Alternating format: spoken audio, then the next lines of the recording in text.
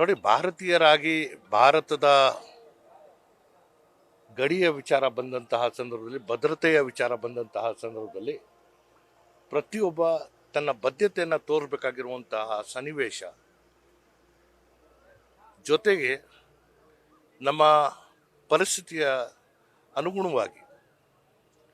ಭಾರತೀಯ ಸೇನೆ ನಮಗಾಗಿ ಏನು ಹಗಲು ರಾತ್ರಿ ಕಾಯುತ್ತೆ, ಅವರಿಗೆ ಅಳಿಲ್ ಸೇವೆಯಾಗಿ ನಾವು ರಕ್ತದಾನವನ್ನು ಮಾಡೋ ಮೂಲಕ ದೇಶದ ಜೊತೆಗೆ ನಾವು ಇದ್ದೇವೆ. ನಾವು ಈ ನಮ್ಮ ದೇಶದ ಅಭಿವೃದ್ಧಿ ಮತ್ತು ರಕ್ಷಣೆಗಾಗಿ ನಮ್ಮ ಕೈಯಲ್ಲಿ ಗಡಿಗೆ ಹೋಗಿ ನಾವು ಯುದ್ಧ ಮಾಡೋಕ್ಕಾಗಿಲ್ಲ ಅಂದ್ರೂ ಕೂಡ ನಮ್ಮ ಅಳಿಲ್ ಸೇವೆ ಮೂಲಕ ದೇಶದ ಜೊತೆಗೆ ನಾವು ಇದ್ದೇವೆ ಅನ್ನೋ ಒಂದು ಸ್ಪಷ್ಟವಾದಂತಹ ಸಂದೇಶ ಮತ್ತು ಸಂಕಲ್ಪವನ್ನು ಮೂಡಿಸುವಂಥದ್ದಕ್ಕೆ ಇದನ್ನು ಜಿಲ್ಲಾಡಳಿತ, ಜಿಲ್ಲಾ ಆರೋಗ್ಯ ಮತ್ತು ಕುಟುಂಬ ಕಲ್ಯಾಣ ಇಲಾಖೆ,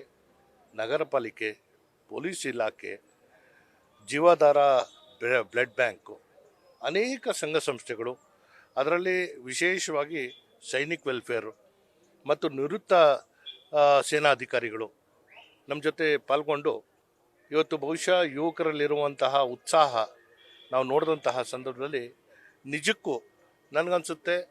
ನಾವು ಪ್ರೇರಣೆ ಕೊಟ್ಟಾಗ ಫಲಿತಾಂಶ ನಮ್ಗೆ ಸಿಕ್ಕುತ್ತೆ ಅನ್ನೋ ನಂಬಿಕೆ ಬಹುಶಃ ಇವತ್ತಿನ ಈ ಶಿಬಿರದಿಂದ ನನಗೆ ಗೊತ್ತಾಗಿದೆ.